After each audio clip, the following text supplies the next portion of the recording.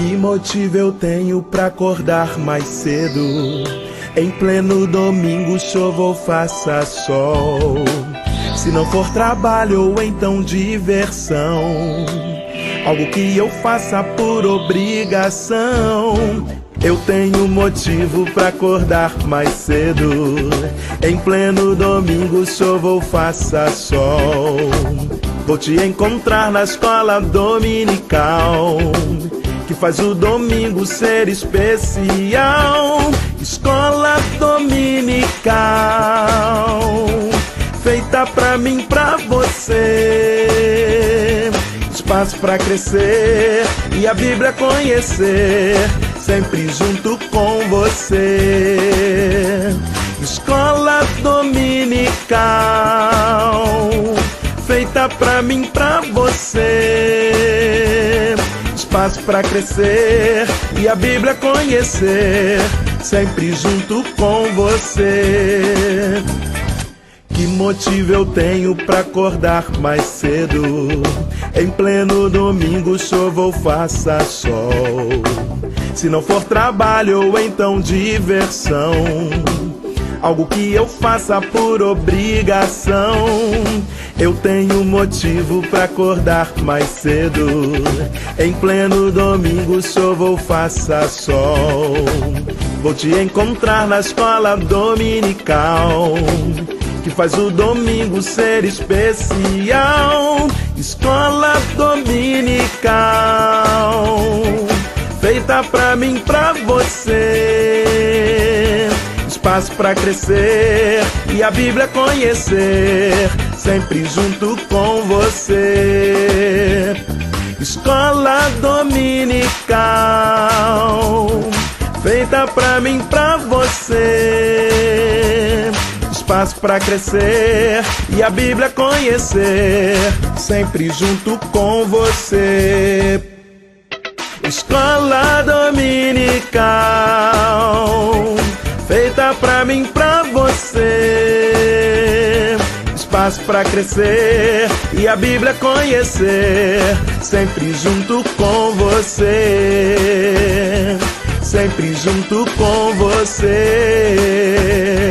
Sempre junto com você. Graça e paz a todos que nos acompanham aqui no canal Palavra Viva e Fiel. Vamos começar mais um trimestre na nossa escola dominical, o último trimestre do ano de 2022. E o nosso tema é sobre o Evangelho de Marcos. Nossa lição número 1 tem como assunto a chegada do servo, em Marcos capítulo 1. O texto áureo: então foi ouvida uma voz dos céus: Tu és o meu filho amado, em ti me comprazo, ou em ti me agrado, em ti eu tenho prazer, satisfação. Marcos capítulo 1, versículo 11. A verdade prática nos diz que quem confia em Cristo experimenta uma vida de serviço triunfante. A leitura bíblica está no Evangelho de Marcos capítulo 1, versículos 1 a 20. Na introdução, Marcos apresenta Jesus como o perfeito servo de Deus, aquele que executa com firme disposição toda a obra que lhe foi divinamente confiada. Assim, Jesus é visto como servo dedicado e fiel, trabalhador obediente, apesar das espinhosas dificuldades enfrentadas na caminhada. Porém, Marcos também tem uma outra vertente. Marcos ele foi escrito tendo como público-alvo os romanos. Os romanos eram um povo que gostavam muito de histórias de aventuras. Eles idolatravam os deuses e semideuses da mitologia grega. Eles eram seus ideais de vida. Marcos então apresenta Jesus dessa maneira para os romanos, como um herói. Não apenas um, mas o herói. Aquele que veio para a maior de todas as missões: salvar a humanidade. Por isso, Jesus é mostrado dessa forma para os romanos. Marcos escreve, poderíamos dizer, num ritmo de aventura, num ritmo rápido, justamente porque era esse tipo de leitura que os romanos gostavam. Os romanos não tinham muito apego a genealogias, como nós encontramos em Lucas e Mateus. Eles tinham apego a aventuras, a heróis, a mitos, Mitos no sentido de serem modelos a serem seguidos. Então Marcos vem apresentar Jesus dessa maneira, como o maior de todos os heróis, aquele pelo qual qualquer romano poderia dedicar a sua vida. No primeiro tópico, lemos sobre o autor, data e local, princípio do Evangelho de Jesus Cristo, Filho de Deus. Marcos, ele apresenta Jesus sem rodeios, sem meias palavras. Jesus Cristo, Filho de Deus, ou seja, Deus em forma humana. Os romanos, eles estavam acostumados a ter muitos deuses, uma multidão de divindades. Porém, Marcos vem apresentando Jesus como sendo o maior de todos, o Deus único e verdadeiro, Filho deste Deus. É bom destacar que no texto do Evangelho de Marcos não aparece o nome de Marcos. Assim como outros evangelhos, não se indica o nome de seus autores. Entretanto, há um antigo consenso entre os estudiosos no sentido de que o autor deste segundo evangelho é Marcos, cujo nome judeu era João. Daí ele é chamado de João Marcos. Sim, estamos falando do personagem que aparece em Atos capítulo 12, versículo 25, e que foi discípulo de ninguém mais, ninguém menos do que o apóstolo Pedro. Marcos era filho de Maria, não a Maria, mãe de Jesus, mas outra Maria, uma mulher rica, hospitaleira, que vivia em Jerusalém. Foi amigo e assistente direto de 3 dos primeiros missionários, Barnabé, Paulo e Pedro. Quanta honra deste homem conhecer esses 3 grandes nomes do evangelho primitivo, Barnabé, Paulo e Pedro. Quantas experiências e histórias ele não deve ter acompanhado a partir dessas pessoas. Marcos não foi apenas um espectador, ele também participou da primeira viagem missionária de Paulo e Barnabé. Mas no caminho ele desistiu. A Bíblia não diz o motivo, quem sabe as muitas dificuldades, as lutas, as perseguições. O certo é que ele desistiu. Está lá em Atos capítulo 13, versículo 13. Na segunda viagem, Paulo não quis mais levá-lo. Escolheu Silas. E Barnabé escolheu justamente João Marcos. Esse foi o motivo deles se separarem naquele momento. Posteriormente, Marcos reconquistou a confiança de Paulo, como lemos na segunda carta de Paulo a Timóteo, capítulo 4, versículo 11. Traze Marcos, porque ele me será de muita ajuda no Evangelho. A tradição cristã também aponta Marcos como intérprete fiel do apóstolo Pedro. O Evangelho de Marcos foi escrito em meados do século I, na cidade de Roma. Vemos então que é um evangelho que estava muito próximo às fontes. Marcos, embora não tenha convivido diretamente com Jesus, ao que tudo indica, mas ele conviveu com pessoas que conviveram com Jesus, principalmente o apóstolo Pedro. Segundo item do primeiro tópico, Marcos e os demais evangelhos. Pois o próprio Filho do Homem não veio para ser servido, mas para servir e dar sua vida em resgate por muitos. De um modo geral, Marcos é considerado o primeiro evangelho escrito. Ou seja, embora ele apareça em segundo lugar, mas ele deve ter sido o primeiro evangelho escrito, antes mesmo do que Mateus. Dessa forma, as informações que Marcos vem trazendo serviram de base para os autores dos demais evangelhos, que acrescentaram ou editaram o seu conteúdo. No segundo item do primeiro tópico, Marcos e os demais evangelhos. Se em Lucas temos Jesus como Filho do Homem, e no Evangelho de João como Filho de Deus, em Mateus como Rei dos Judeus e Rei de toda a terra, aqui em Marcos temos Jesus como servo. Esperava-se que o Messias chegasse como rei conquistador, mas, ao mesmo tempo, Marcos o apresenta como servo humilde, servo sofredor, que dá sua vida em resgate por muitos. E como já mencionamos antes, Marcos também apresenta Jesus como o herói de todos os heróis. Enquanto que os outros heróis enfrentavam monstros mitológicos e animais das lendas, na verdade, Jesus vem enfrentando os maiores inimigos de todos, inimigos reais. Ele vem enfrentando o diabo, o mundo, as doenças, a morte, e sendo vitorioso sobre todas elas. Então Marcos apresenta Jesus como o herói dos heróis, ao mesmo tempo que o apresenta como servo humilde. Como já mencionamos, Marcos foi escrito para leitores gentios, principalmente romanos. Por isso ele faz poucas citações do Antigo Testamento, que não era do conhecimento dos romanos. Não expõe Marcos genealogias. Ele traduz frases aramaicas e hebraicas para seus equivalentes gregos. Sim, porque naquela época a língua franca, a língua comum, até mesmo em Roma, era o grego. Ele explica costumes judaicos, que com certeza não eram do conhecimento dos leitores romanos. Ele cita moedas romanas e menciona pessoas importantes em Roma. Portanto, toda a vinculação do Evangelho de Marcos é voltado para o público romano, o público que era a elite da sua época. Afinal, o Império Romano tinha conquistado os principais países e nações da sua época. Os romanos, eles se achavam, e eles eram, os donos do mundo naquele momento.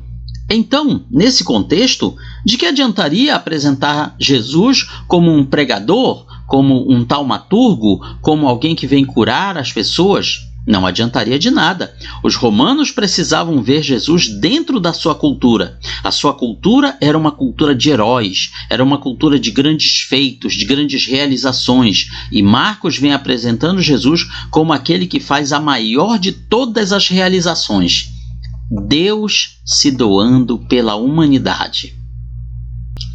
No terceiro item do primeiro tópico, características de Marcos. Marcos tem um estilo compacto, muito apropriado para o espírito prático dos romanos. Como eu já falei antes, Marcos é escrito em ritmo de aventura. É o mais curto dos evangelhos, apenas 16 capítulos. Nada diz sobre o nascimento, infância, juventude de Jesus, porque eram momentos e episódios em que não houve nada de sobrenatural que pudesse interessar ao povo romano. Mas algumas histórias são mais completas quando comparadas com as mesmas histórias nos outros evangelhos, como na narrativa da cura da filha de Jairo e da mulher com hemorragia, a mulher com um fluxo de sangue. Marcos também tem um estilo ativo.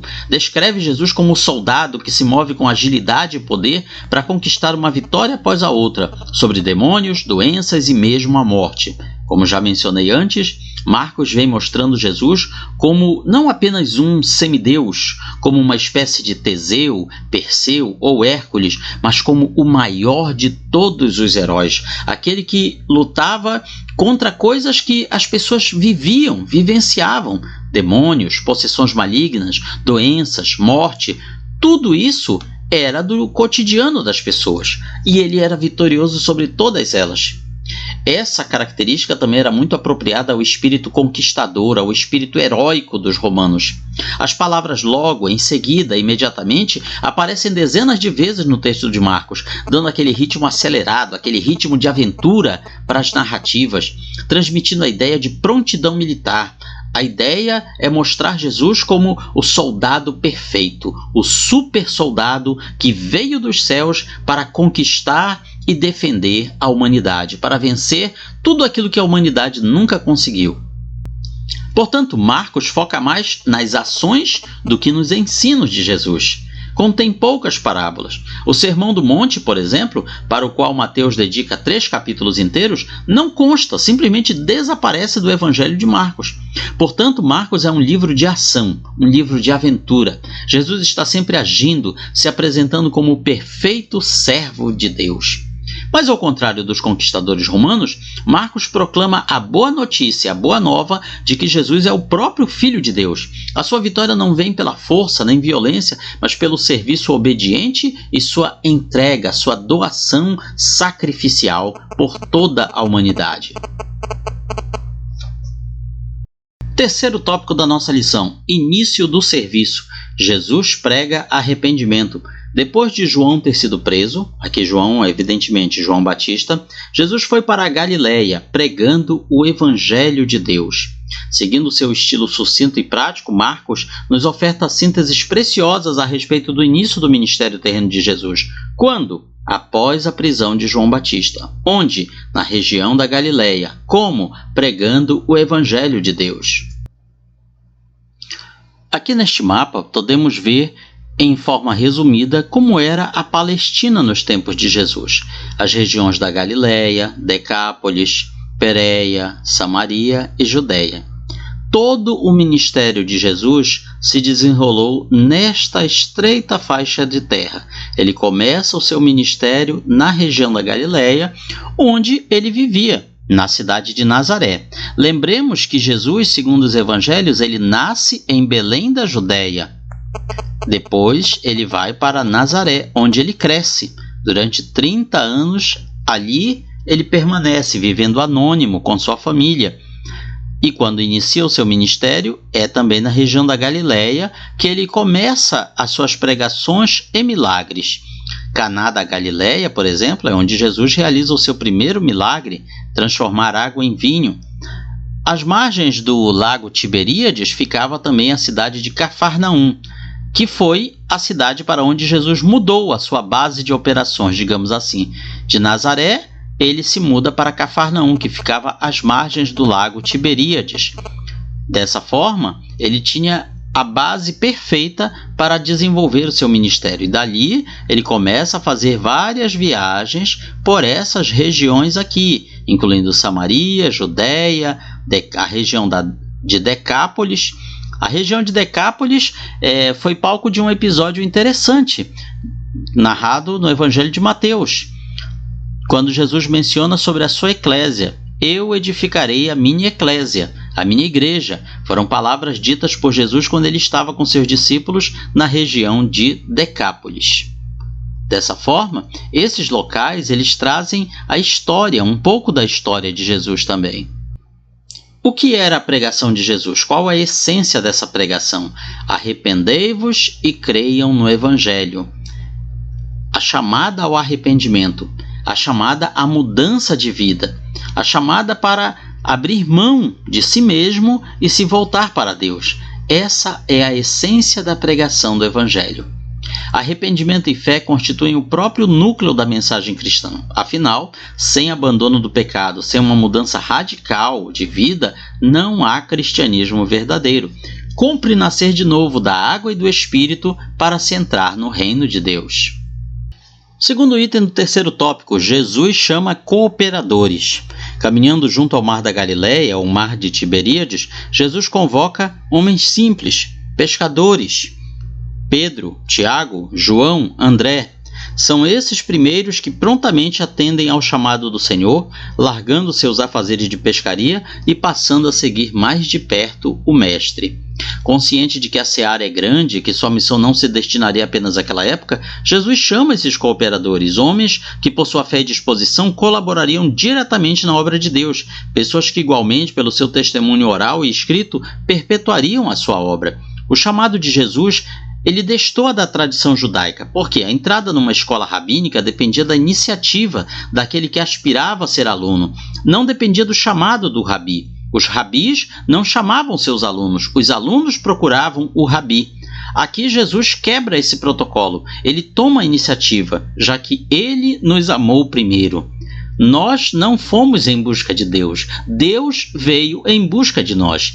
Ele vestiu a nossa pele humana, o nosso corpo humano e veio nos chamar até Ele. Porque se Ele viesse como Deus, na sua glória, no seu esplendor, nós não o atenderíamos, nós correríamos dele, nós ficaríamos com medo dele. Então, Ele se veste de carne humana e vem até nós. Veja só a grandeza desse Deus. Da parte dos chamados, cumpre apenas obedecer pronta e radicalmente, ou seja, sem questionar. Terceiro item do terceiro tópico, Jesus exerce autoridade. Ele começa a mostrar o seu poder e autoridade indo nas sinagogas da região da Galileia e expulsando demônios. Jesus segue para Cafarnaum, a cidade marítima, costeira, ali do mar da Galileia, o mar de Tiberíades, e ali ele faz de Cafarnaum a sua base, a sua cidade. No sábado, se põe a ensinar na sinagoga, já que as reuniões na sinagoga eram no sábado.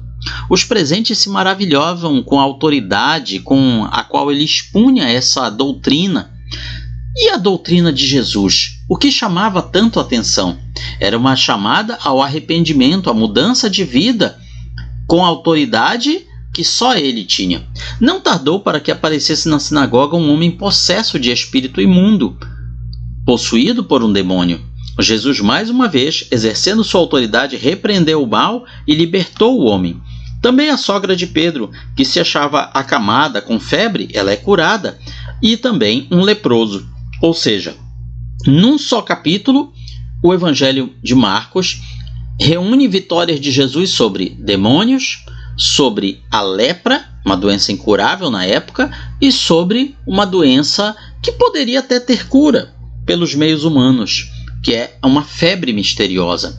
Marcos registra que muitos enfermos e endemoniados foram levados a Jesus e todos foram libertos. Todos te buscam, diz Simão Pedro a Jesus, que àquela altura nem conseguia mais entrar publicamente em qualquer cidade, mas permanecia fora, em lugares afastados. Ele fazia isso, inclusive, como uma forma de não atrair a atenção dos romanos, de forma a que eles pensassem que estava tendo alguma rebelião, algum tipo de protesto contra o imperador. Então, isso seria um motivo para que as legiões de Roma viessem e fizessem aquele banho de sangue. Veja só a prudência de Jesus. Então, ele reúne as multidões fora das cidades, não atrapalha o ritmo normal de vida da cidade e permite que aquelas pessoas possam ouvir a pregação do Evangelho sem sobressaltos. Mesmo assim, o alvoroço era grande. O povo que andava em trevas viu grande luz, por isso a fama de Jesus correu célere em todas as direções. O servo de Deus, o herói de Deus, iniciara sua maravilhosa obra de redenção.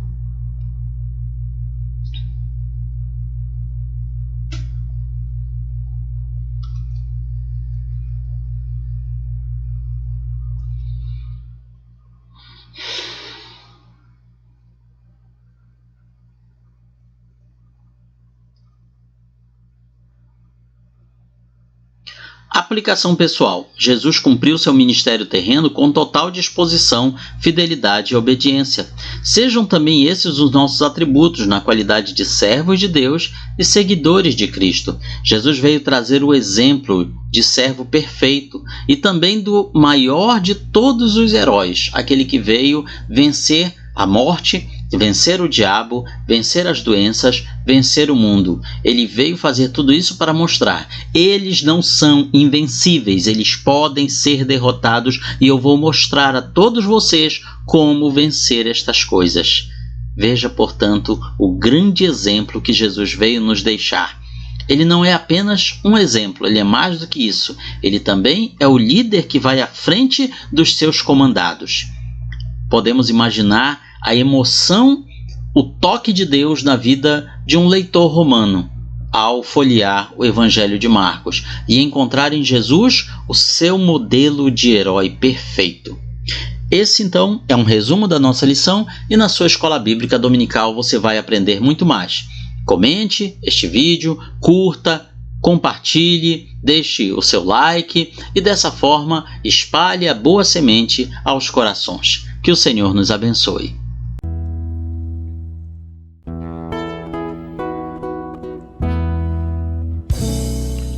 Findou-se o tempo de estudo da escola dominical.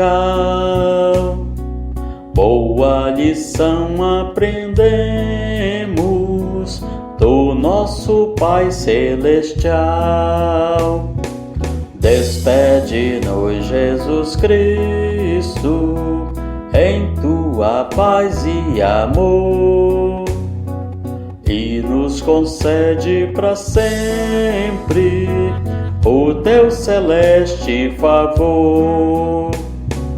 Aos visitantes e amigos agradecemos também. Que a paz de Deus reine em todos e até domingo que vem. E até domingo que vem. E até domingo que vem.